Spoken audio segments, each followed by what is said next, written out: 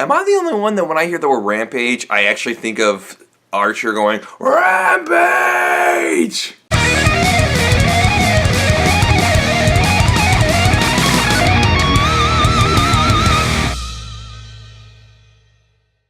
Alright, so I saw Rampage today, and when it comes to video game movies, this one doesn't suck.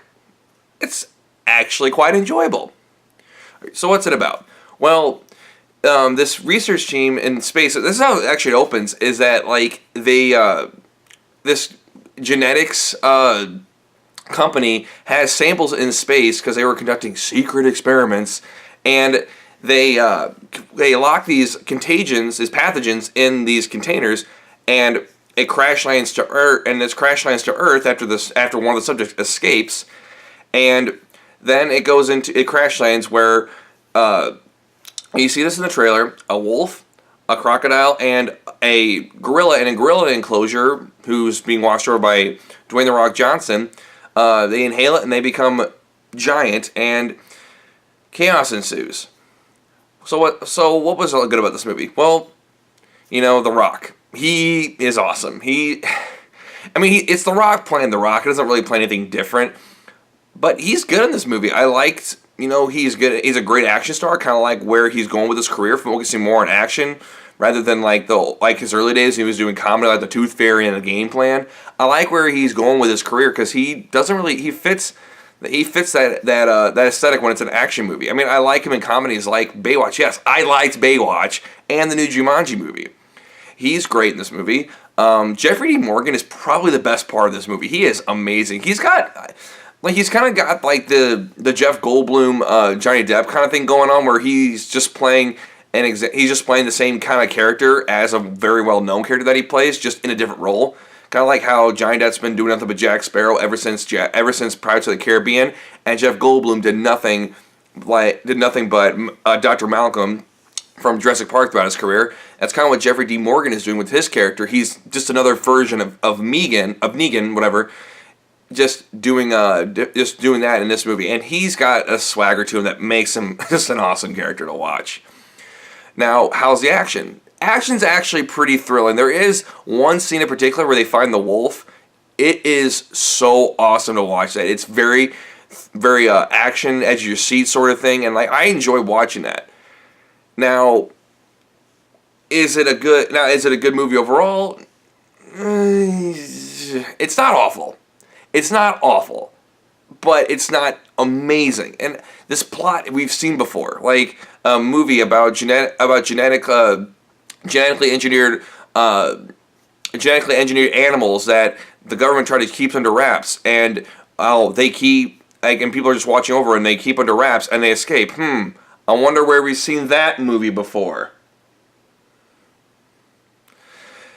And it's very rehashed. The villains are super weak. Like, they're not very good. And one of them's played by Malin Ackerman, who's a capable actress, just not very good.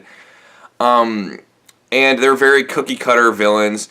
The plot's very cookie-cutter. Like, it's very unoriginal, is what I'm trying to say.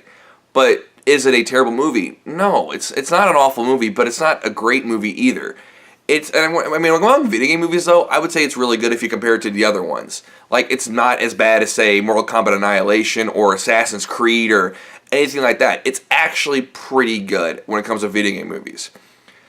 Now, the effects are fine. The action's great. The throwdown scene at the end that you see in the trailer, that's pretty awesome to watch. But the problem is, I hate that the trailer revealed so much. Like, I would have liked to have seen that, because they try to keep it hidden in the movie for the most part, but they reveal in the trailer that the wolf can fly. And I hated that they did that. And I hated that they